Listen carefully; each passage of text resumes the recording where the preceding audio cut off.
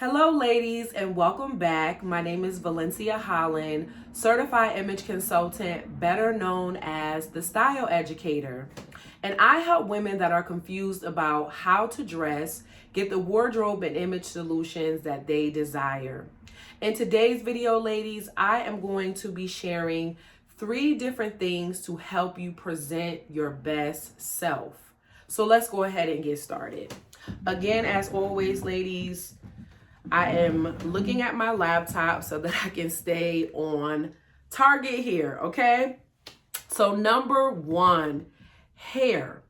Now, before I get into this one, I just want to throw out a disclaimer because I am really somebody who believes in kind of like staying in your lane. So I am not a professional hairstylist. However, I do believe that with my training and my experience that I can definitely share a few things about hair. And it's not really going to be the advice that you think in terms of like how to actually go about styling it, but I'm really just giving you advice from an image consultant's perspective, right? Because for someone like me, I look at my clients holistically. I wouldn't want you to just come to me and we just really just focus all about your wardrobe, right? Because when we think about image, it's really you collectively as a whole, and your hair is definitely something that is a part of your image. It's a part of your appearance and so on and so forth. All right. So moving right along. Another thing that I want to say really quickly is that for any of my make me over clients, I definitely do refer you ladies to qualified beauty professionals that offer services that I don't. So hairstyling is definitely one of those things. All right, let's get to it. Now, when it comes to your hair, the main thing that you want to focus on is what I refer to as a signature hairstyle. For me, I have always worn my hair down just the way that it is right now with a side part. It's really become like my go-to hairstyle. Aside from it being just more of a natural style for me, ultimately beyond that, it really complements my face very, very well. And so the side part kind of thing just happened. I don't know if you ever noticed that about your hair, is that no matter which way you try to brush your hair, it just kind of either falls one particular way versus the other. But the other thing to note with that is that your hair truly does take a shape of its own. However, it can always be changed and trained. So that's never an issue. Another thing that I wanted to share when it comes to your hair is that depending on the proportions of your face and the shape of your head, these key things help to identify if you should wear your hair long, if you should focus more on a shortcut style, if you should have bangs, not have bangs, etc. The list goes on. One of the other things to also consider with your hair, ladies, is wearing hair dye, right? This is something that will be determined by your skin tone, your eye color, and if you are finding yourself in a place where you are like in between gray hairs.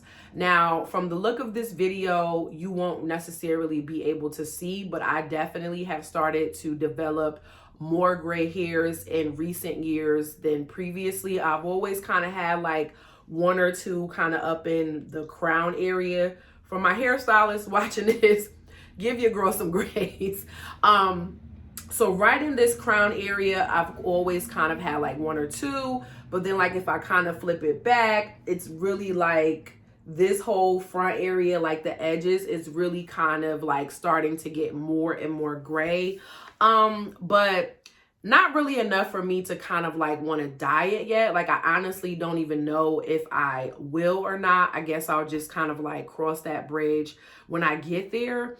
But the thing is, when it comes to coloring your hair, I would also just kind of recommend you considering like your profession. I know that there are many different workplaces that have gotten more relaxed over the years. They've even gotten more like open-minded, if you will, more inclusive and things like that when it comes to hair color. But honestly, I just really believe that most professional environments would prefer, like, they may have different verbiage now in their policies and stuff like that, but for the most part, most professional environments require you to have natural hair.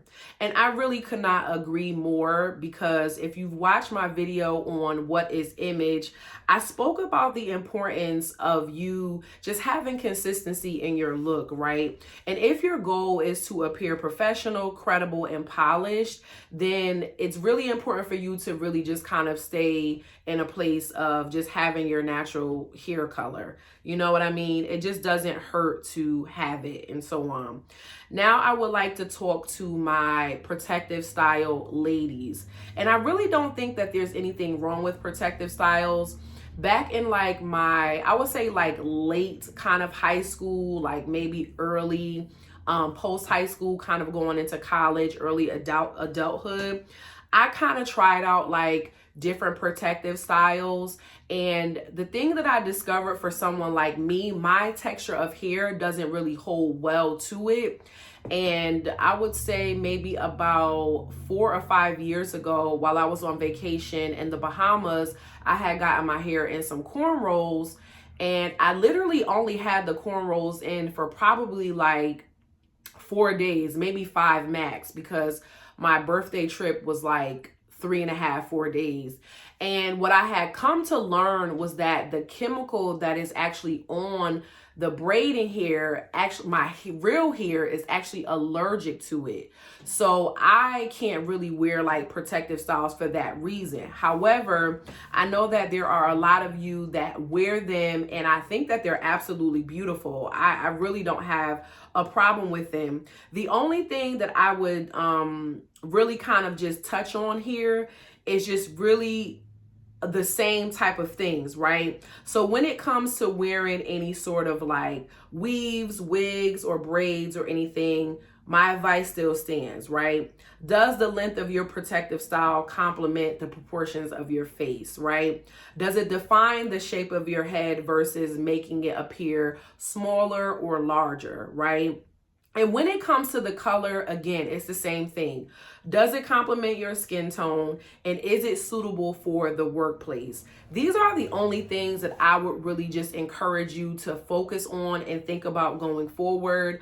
And the reason that I wanted to share that is because I had a client a few years ago that was actually a VP of a company, and she wanted me to come in and do a training for the employees, because she felt like she didn't want the organization, or those that worked there, or maybe those that came into the organization to, basically be able to tell which employees kind of were like hanging out all night and versus ones that weren't, because of their hairstyles, right? Now, I don't really think that that's like discriminating. Again, like I said, most professional environments, they do want you to really focus on just enhancing your natural beauty. That's the key here. Enhancing what the Lord has already given to you. Can we get an amen? Okay. Now, the other thing that I wanted to share for my protective style ladies is that I know that a lot of you wear it because it's better for your lifestyle and it's easier to maintain. And I really wish that this is something that I could do, because I like to work out, I like to be active, but unfortunately, one of the main places that I tend to sweat is like really in like the middle, in the back of my head. And then my hair just turns into this big old poof curly ball, and it's just a mess. And so it really doesn't help me, you know what I mean, as much. And I would love to be able to do that, because it would save so much for me in terms of just working and content and meetings and just all of the other things that I have to do. But I really can't. So I totally understand why my protective ladies, why you guys do that. But again, just consider some of the things that I already mentioned. One of my last points with hair is hair care. So we can't talk about hairstyles without at least establishing a hair care routine. I feel like that's one of the pros For someone like me who has never really had the advantage of wearing the protective styles, it really kind of put me in a place where I had to, number one, make sure that I sought out a hairstylist that fully understood hair care and stuff like that. And number two, because like I wanted to make sure that my hair look the best, right? It has the right shine or glow to it, right? It's growing the way that it's supposed to. So I want you to consider that too, ladies, when it comes to your hair. I want you to think about, you know, is your hair currently being cared for properly, right? Do you know if your scalp is oily or dry? If so, right, are you using, or is your current hairstylist using the proper products to just maintain the condition of your hair? Because overall, I'm always going to encourage you to take care of yourself too. Like, I feel like because we live in the day and age of social media, a lot of times when we think about just our image and our appearance, a lot of it has kind of coming off as like vague, but it's really a form of self-care. But if we're not careful, we're just putting things on top of things and not really dealing with what's underneath. So I really want to make sure that I'm pointing out how important it is for you to make sure that you are taking care of your hair. So again, if you're wearing wigs or not, or protective styles or anything like that, you want to make sure you're taking care of your hair. If you're someone that already has your hair colored, right, you want to make sure that you have a plan to maintain it. I have a really funny story before I go. I remember when I was in high school and I dyed my hair red, and it actually didn't look bad. And when you think about just kind of being like an older high school, so I was an upperclassman, I was actually a senior at the time, and it did not look bad. But when I tell you, that was my first and last lesson on color, because my hair started to break off and shed and come out, and I had never had that experience before. But I learned something from it, right? I learned that you can't just put a chemical in your hair and then not take care of it. I learned that, you know, once I put the chemicals in my hair, that it would require me to wash it more to make sure it was conditioned, right? Those sorts of things. So if I could go back, I would have done that. That way my hair wouldn't have got brittle and dried out and all of those things. So I couldn't care for my hair the way that I did without the color, the same way with it. And again, I learned the hard way, and I really kind of stay away from color to this day. Again, I just want to be able to enhance my, you know, natural beauty and so on and so forth. Okay, so where are we at now? Okay, perfect. Yeah. The thing is, if we don't establish a healthy hair care routine, that is not going to help us in the long run, right? You ladies, I just shared really quickly a story I had about hair dye. But even if you're not dyeing your hair, right, if you don't take care of something, there's this saying, and I believe they say if you don't use it, you lose it. And I believe that that applies to, you know, our image as well. So if we're not using the proper products, if we're not taking care of, you know, what we have, then I feel like ultimately we'll lose it. It will just become more damaged over time and so on and so forth. Because again, I want to remind you that it's all about consistency. And when it comes to consistency, again, consistency is applied to your overall image. And when we have consistency, we definitely have longevity, which is what you want. And so ladies, thank you so much for checking out part 1 of this video. I will see you ladies in part 2. Stay tuned.